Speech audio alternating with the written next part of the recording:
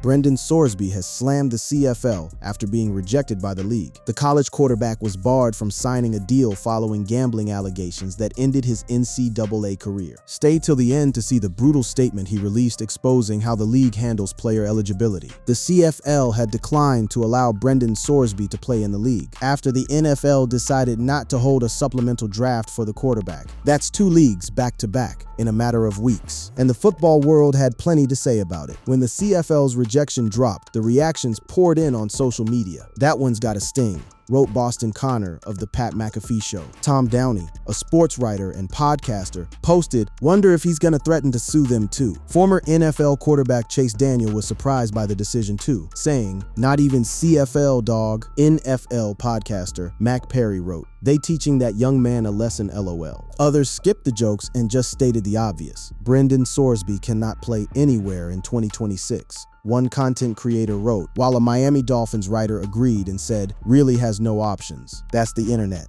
But what did the CFL actually say? Upholding the integrity of the league and ensuring fair competition are paramount to the CFL. The league said in a statement, "The allegations involving Brendan Sorsby are serious and concerning. At this time, the CFL will not register a contract for him, and no team will be permitted to add him to its negotiation list. No contract, no negotiation list, no pathway in." It was the second league to shut its door on Sorsby in a matter of weeks, and the football world noticed fast. Mike Florio of Pro Football Talk pointed out that Sorsby has shown no inclination to play in the CFL. His primary options, Florio wrote, were either challenging the NFL's decision in court or accepting that he won't be able to be drafted by an NFL team until April 2027. Both the NFL and CFL had effectively banned him for 2026, and after dropping his lawsuit against the NCAA, a return to college football wasn't possible either. The UFL could theoretically be an option for Sorsby, but it's a spring league that had already concluded its 2026 season.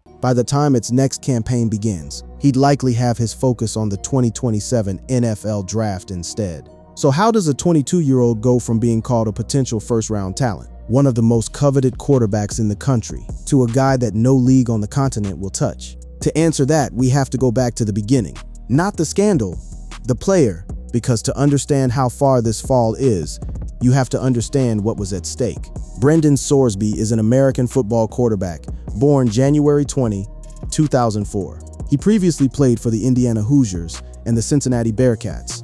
He grew up in Denton, Texas, and attended Lake Dallas High School, where he was named the Denton Record Chronicle 2021 Quarterback of the Year, and finished high school completing 1,271 passing yards with 14 touchdowns and 823 rushing yards with 15 touchdowns. Not a five-star, not a national headline. He was rated a 3-star recruit and committed to play college football at Indiana over offers from Army Delaware, Fordham, Navy, and a handful of other programs. Nobody was writing think pieces about Brendan Sorsby in high school, but that was about to change.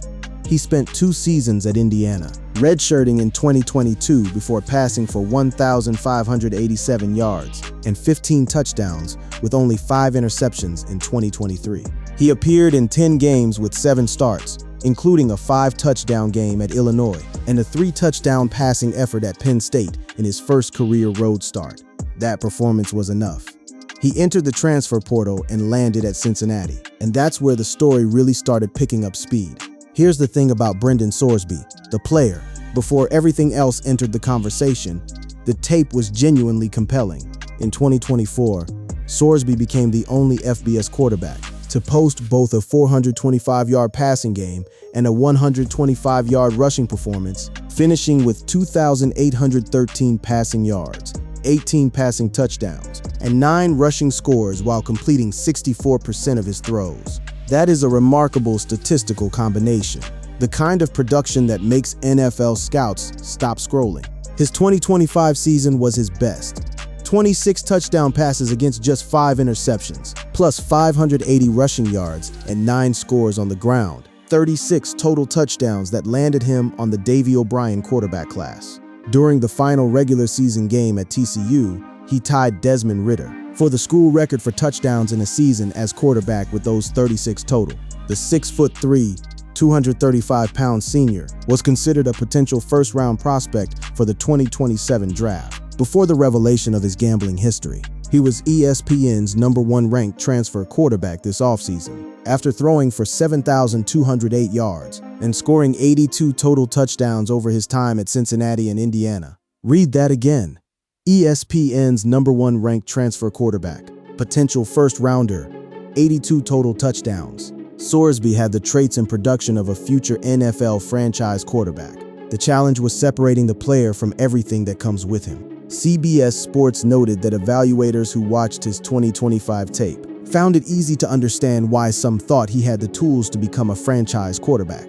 Stylistically, his game occasionally drew comparisons to early Josh Allen. Not because the talent was comparable, but because of the willingness to trust his arm, play outside structure, and occasionally live with the consequences. The result was a quarterback who could look brilliant one snap and reckless the next. Several NFL executives agreed he was worth a second-round pick in the supplemental draft. One AFC executive predicted Sorsby would have been a late first-rounder if he were available in April's traditional draft. An NFC exec called him an excellent easy thrower with the ability to make every throw, noting he was big, a good athlete, can go off schedule, can rush for touchdowns in short yardage or goal line situations. So when the transfer portal opened after his big Cincinnati season, the bidding war for Sorsby was real. He'd finished the 2025 college football season with Cincinnati, throwing for 27 touchdowns and 2,800 passing yards. A top player in the portal, he committed to Texas Tech in January and was expected to be one of the top college quarterbacks in 2026. He'd become a star at Cincinnati and parlayed that into a basically free agent opportunity. He ultimately chose to sign with Texas Tech for a deal reportedly worth multiple millions of dollars. And then it all started to unravel. Law enforcement tipped off a sports book, which then notified the NCAA, triggering the gambling investigation.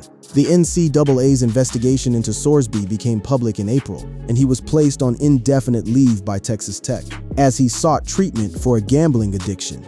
The player who'd built everything from a 3-star recruit to a multi-million-dollar NIL deal and a projected first-round ceiling was now at the center of a scandal that would eventually cost him everything he'd worked for.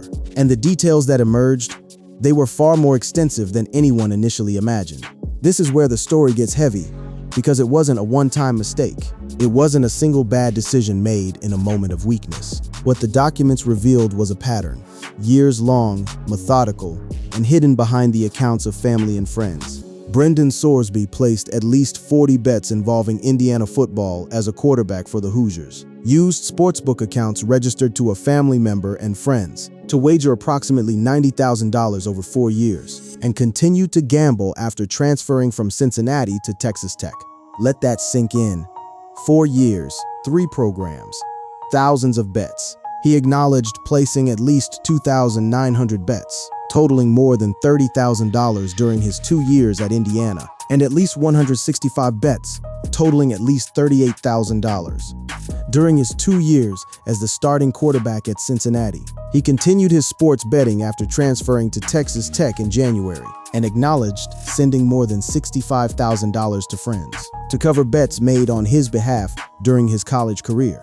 Sorsby used multiple betting apps to place wagers, including FanDuel, Underdog, Hard Rock Bet, and Prize Picks. And crucially, he didn't always bet under his own name. During his 2 seasons at Cincinnati, Sorsby provided more than $60,000 to a FanDuel account registered to his brother-in-law that was accessed by Sorsby and a friend. While at Texas Tech, he sent $5,000 to a person who placed bets on NBA, MLB, and PGA events for him.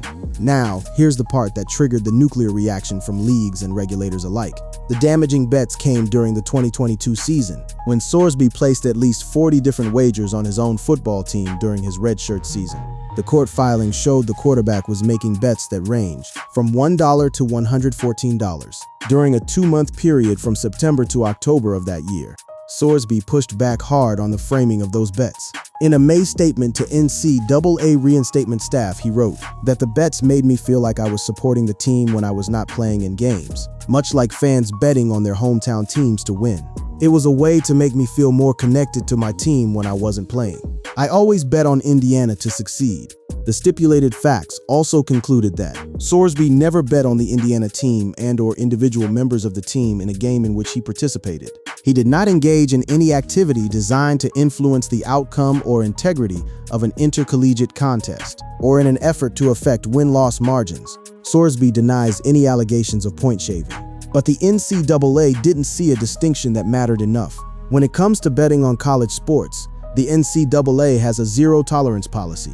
Players who bet on their own team, or games involving other teams within their own athletic department, are subject to permanent loss of eligibility. In his own words to the NCAA, Sorsby described a compulsion that had spiraled completely out of control. He wrote, "It became a habit for me to bet. My betting became a compulsion which made it virtually impossible to resist the constant notifications I received from betting apps. I lost complete control of my addiction." He admitted to making at least 2,900 bets, totaling more than $30,000, while enrolled at Indiana, including at least 40 wagers on Hoosiers football games. Sorsby left Lubbock at the end of April and underwent a 35-day inpatient rehab program at Algamus in Goodyear, Arizona, for diagnosed gambling and anxiety disorders. He entered a 34-day residential treatment for gambling addiction earlier this year and publicly acknowledged that his betting had become uncontrollable. Court filings described his gambling as compulsive behavior rather than casual wagering. At 22 years old, he sat squarely within the age group most heavily targeted by sports betting apps that had exploded in popularity among young men. As part of a broader culture that includes online wagering, prediction markets, crypto speculation, and influencer-driven promises of easy money. The picture that emerged wasn't of a calculating cheat. It was of someone who got completely swallowed by something he couldn't see spiraling. But the damage was done, and the institutions that govern the sport had to respond. When the NCAA came down on Sorsby, he didn't go quietly. He hired one of the most respected and feared attorneys in the sports world and went to war. Under investigation by the NCAA for alleged sports gambling, Sorsby retained prominent antitrust attorney Jeffrey Kessler to try to regain his college eligibility. Kessler is the kind of name that makes league officials nervous. The man who has gone toe-to-toe with the NFL, the NBA, and the NCAA over the years and won. Sorsby was ruled ineligible by the NCAA due to gambling. The NCAA then denied Sorsby's request to be reinstated as eligible for the 2026 season. Texas Tech announced plans to appeal the ruling. The injunction filing that Kessler and the legal team submitted was pointed. It cited the NCAA's deeply hypocritical position on gambling and the wholesale abandonment of its obligations and duties to promote the well-being of Sorsby. The injunction argued that Sorsby had been clinically diagnosed with a gambling addiction, which should qualify as a mental health condition. And it went further, arguing that the NCAA has weaponized his condition to shore up a facade of competitive integrity, while simultaneously profiting from the very gambling ecosystem it polices. Texas Tech's president got involved too. Texas Tech President Lawrence Chovanec wrote in a response to the NCAA's decision, "As a generation of college athletes face the legalization and rapid proliferation of sports betting in our country, gambling addiction is rising to the point of epidemic among college-aged men in particular." The NCAA's stated mission includes fostering student athletes' lifelong well-being, and they have claimed their goal is to promote a culture of care for student athletes' mental health. Gambling addiction is a clinically recognized behavioral disorder. Then came the court ruling that shocked college football. A Texas judge granted Sorsby an injunction against the NCAA, preventing the organization from punishing Sorsby for violating the association's anti-gambling rules. Per the ruling, he would be suspended for Texas Tech's first 2 games of the season, a punishment proposed by Sorsby's own attorneys. For a brief moment, it looked like Sorsby might actually pull this off. He was eligible. He was back at Texas Tech. He'd played in the spring game. The path forward, however difficult, seemed to exist. Then the Big 12 moved. Amid the Big 12 filing for a federal injunction for the right to potentially discipline Sorsby under its own rules, and the NCAA requesting an expedited resolution to his eligibility, Sorsby applied to enter the NFL supplemental draft. When the Big 12 filed in federal court with aims to punish Sorsby and Texas Tech, Sorsby withdrew his suit and declared for the supplemental draft. And then the NFL made its move. Quarterback Brendan Sorsby would not play in the NFL in 2026. The league elected not to hold a supplemental draft. The decision came down to the NFL's right under the collective bargaining agreement to decide whether to hold one. with league officials saying they believed it would ultimately become a distraction to teams as they began training camps. But that was the public reasoning. Behind closed doors, the NFL's true concern was something much bigger. An NFL source told ESPN his application carries with it a lot of issues, core of the game integrity issues. Sorsby had admitted to betting thousands of times on college and pro sports, bets that totaled upward of $90,000 and included 40 wagers on Indiana football while he was on the team. Kessler fired back immediately. Sorsby's attorney told ESPN that the NFL's decision is a violation of the CBA and the law, and that they would pursue this immediately with the NFLPA. A union source told ESPN that the NFLPA had not yet made any determination on whether there were legal grounds to act. The NFL's letter to Sorsby itself was a study in careful language. The letter said that the sole reasons he sought entry in his petition were that he'd been declared ineligible. The petition provides no information regarding the basis for or timing of the NCAA's decision. The letter stated, it noted that public sources indicated the NCAA had issued a determination, declaring Sorsby permanently ineligible based on a sustained pattern of improper gambling activity during his collegiate career. And then, almost as an afterthought, a door left just barely cracked open.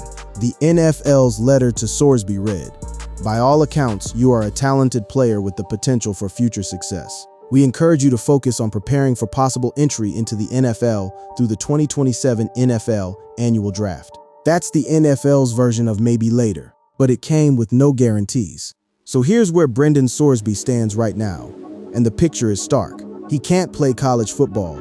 The NCAA has ruled him permanently ineligible, and after dropping his own lawsuit, that door is firmly shut. After the legal battle over his eligibility caused by his gambling activity, Sorsby parted ways with Texas Tech and applied for the NFL supplemental draft. That application was denied. And now, the CFL, the league that has historically been a landing spot for quarterbacks who couldn't crack the NFL, the league that Shannon Sharpe literally told him to go play in on his podcast days before the rejection dropped, has slammed its doors shut too, with options running low. Former Broncos tight end Shannon Sharpe suggested a gradual way into the league, saying on his Nightcap podcast on June 25, well, he can't play in the NFL. He can go to Canada, play 1 year in Canada. Sharpe's co-host and former Bengals receiver Chad Johnson also agreed with the take, but understanding the CFL's standard, he added his own caveat. I wonder who has his rights because that would be a good thing to do instead of taking the whole year off, Johnson said. That advice became immediately irrelevant. The CFL had other plans. The CFL often serves as a landing spot for quarterbacks who, for whatever reason, fail to catch on in the NFL. And the fact that they won't even consider Sorsby speaks to the serious concerns about gambling that leagues have. Sorsby sought to enter the NFL after a legal battle over his eligibility following the revelation that he placed numerous bets, including some on his own team.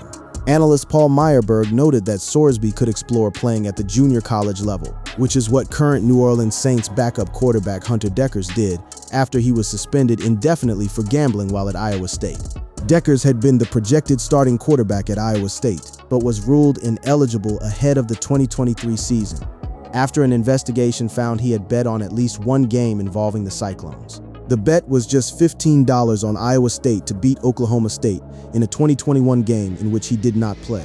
He played 1 season at Iowa Western Community College before signing with the Saints as an undrafted free agent, spending last season on the practice squad. That's the roadmap Sorsby could follow, but even the JUCO route isn't guaranteed. His only realistic football path may be the junior college ranks, but even that is far from guaranteed. To play at the JUCO level, Sorsby would need to receive eligibility clearance from the NJCAA, likely through a high-level review process. As Florio noted at Pro Football Talk, the fact that no lawsuit has been filed since the NFL announced its decision strongly suggests that no lawsuit will be filed. While the NFL left the door open for the 2027 NFL Draft, it remains uncertain whether the league will accept his declaration in January. The state-level heat hasn't gone away either. State gaming regulators in multiple states launched investigations into Sorsby's alleged betting activity. Veteran sportscaster Dan Patrick offered what might be the most pragmatic advice of anyone in the media landscape. He said, "If I'm Brendan Sorsby, on your own time, on your own dime, go around to colleges. Maybe you do a sit-down with 60 Minutes. In other words, rebuild the reputation first. The career might follow." And there are those who believe that window hasn't permanently closed. Sorsby has at least shown signs that he understands the seriousness of his situation. He entered a residential treatment for gambling addiction earlier this year and publicly acknowledged that his betting had become uncontrollable. He has stated that he intends to continue treatment and recovery efforts while rebuilding his football future. The CFL said in writing that it won't take him at all, and the potential lawsuits hanging over each rejection only sharpen the story of a once promising prospect, who has become one of the offseason's biggest cautionary tales. Sports have seen similar cases before, and they've consistently resulted in severe punishment. Pete Rose received a lifetime ban from Major League Baseball, while Calvin Ridley served a one-year suspension from the NFL. Those precedents hang over Sorsby's situation like a shadow. The talent is real. The evaluators were clear about that. A potential franchise quarterback, dual threat, can make every throw. But the betting history spans 4 years, 3 programs, thousands of wagers, and at least 40 bets on his own team. And right now, not a single league on the continent is willing to put that on the field in 2026. What comes next for Brendan Sorsby is genuinely unclear. The 2027 NFL Draft is the most realistic next step, but it's a long wait, and the questions that follow him won't evaporate between now and then. He's 22 years old. He completed rehab. He's publicly acknowledged the addiction. In football terms, that's a career barely started, but the leagues have drawn a line, and for now, at least every